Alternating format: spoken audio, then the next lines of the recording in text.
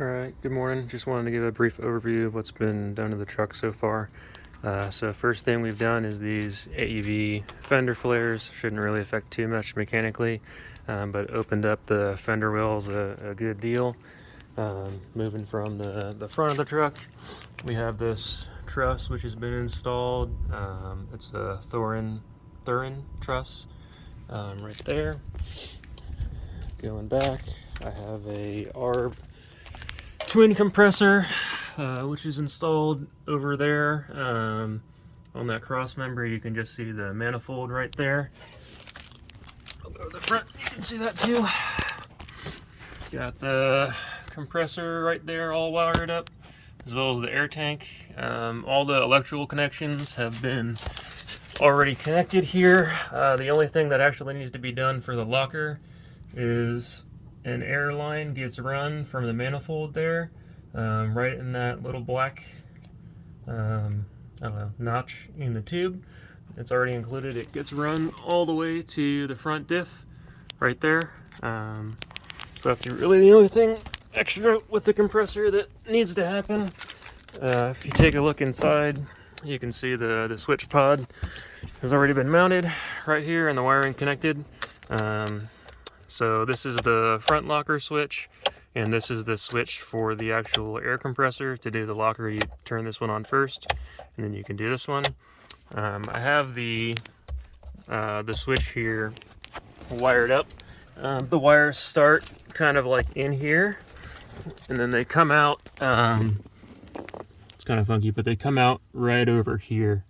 So you can kind of see there's two main ones that come out. There's a wire that runs from like over here, and it exits right there, and what would be, I think, I don't know, a clutch or something else for one of the manual, or excuse me, one of the automatic transmission variants of this. There's also a plug, or a wire rather, from this tuner, which runs through here along the side down here, and exits. You can kind of see how it's routed, but it goes right here, kind of up, and it also goes right out of there. So this thing up top, the switches there, they get their power from this red wire, which comes back up from there again, and it's tapped into one of the wires. Let me see if I can show you this. Zoom in. This is kind of tricky. So it's one of the wires up there. Those wires are part of this little knob cluster area here. You can take out this panel and this panel pretty easily to kind of like get back in there if you need to. Haven't had too many issues with the compressor so far. A couple of times it didn't kick on. You have to put it so that red wire only gets power in the run position, not the accessory or whatever position. So it should theoretically run when you just turn it to run, even without turning on the truck. Let's see if it works. Yeah, it doesn't want to work right now, so let's see. All right, truck is on. Yeah, it's being finicky now. It was working earlier. It seems to I don't know, seems being weird. So I don't know, it does work, it just wants to be annoying right now. I'm not sure what exactly the deal is. Maybe I need to get a better power source than this wire under here, fused or something just from the battery. I just need to wire it in such a way that it doesn't, you know, drain the battery when the truck is off. So figure out some way to do that. There's just these screws that come off, and you can take this whole cluster off. It's pretty easy, and then the wiring is already done for these switches. So probably check that again in the not too distant future, just to see what's going on with that. But anyway, really the only other thing is this rear truss. It was a Barnes 4x4 truss that was for the AM 11.5 axle, which I have, but because of where the spring perches or spring mounts are right there, I had to kind of hack at it to get it to fit my specific axle, but it's all MIG welded in there. Buddy of mine helped me out with that. So those are the main things that's been done. So the rear gears need to get put in. I've got a Detroit locker that'll go in there.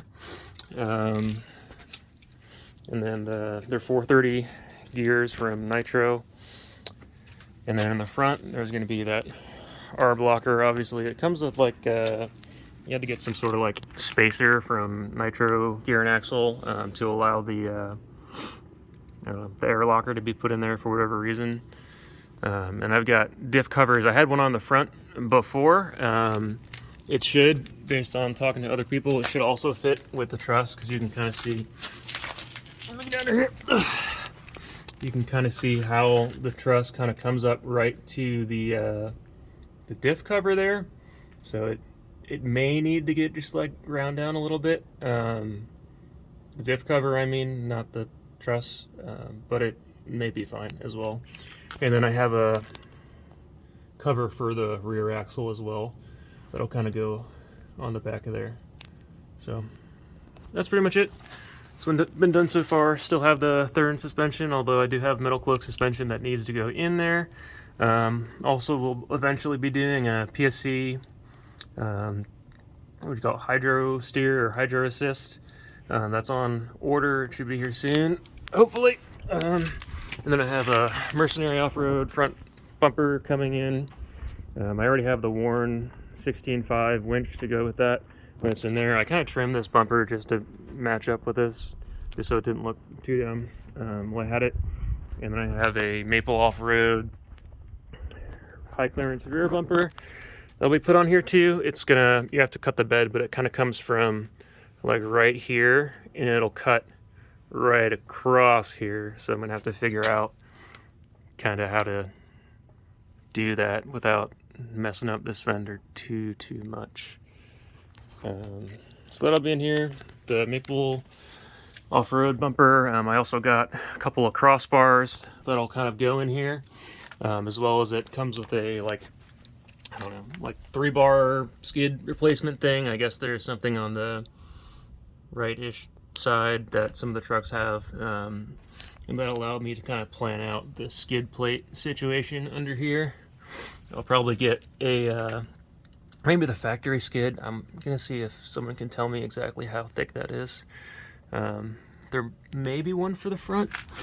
I think I saw a factory one. I just don't know if or how well that will fit with the Cummins. It may be like a stock Power Wagon thing, but I've got to find some kind of way to protect that oil pan right there, because it's just hanging out right behind the front diff, and it's going to get smashed.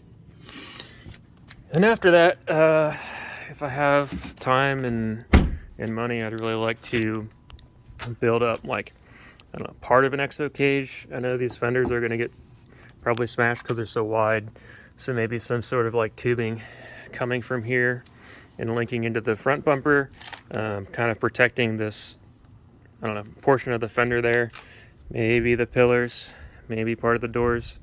These doors have potential to get smashed, as well as these windows, and maybe something to cover these, because those are probably gonna get hit.